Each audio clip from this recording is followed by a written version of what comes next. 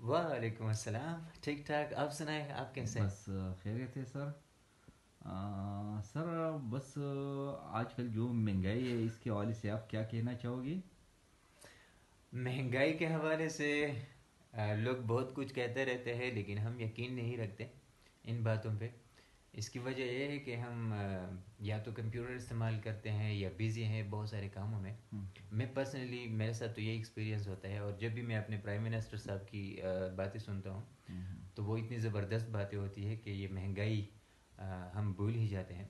ہم، لیکن حقیقت یہ ہے کہ جب میں بذات خود بازار جاتا ہوں, کسی چیز کو لیتا ہوں, تو اس وقت جا کر مجھے پتہ چل جاتا ہے کہ میری پاکٹ منی اتنی زیادہ نہیں ہے کہ میں چیزوں کو خرید سکوں. ہم، ہم، ہم، تو میں تھوڑا بہت سروسز وغیرہ کرتا ہوں, تھوڑا بہت کام کرتا رہتا ہوں.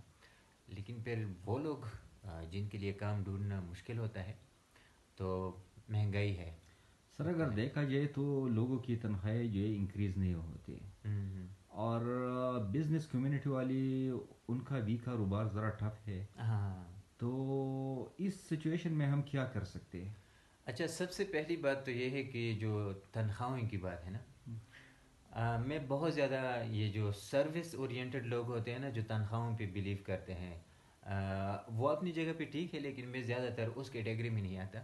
میں ان لوگوں میں شامل ہوں کہ تھوڑا بہت اپنے پاؤں ہاتھ مار کے, تھوڑا بہت محنت کر کے خود کا کمایا جائے, جو بزنس ہو یا جو بھی اس طرح کی چیزیں ہوں. لیکن بزنس کے نیچر کو سمجھنا تھوڑا سا مشکل ہے ہمارے کچھ لوگوں کے لیے.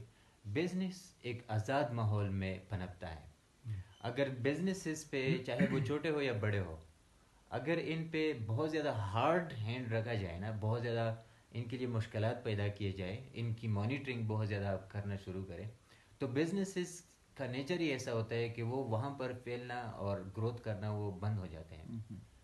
تو میں کہتا ہوں کہ بزنس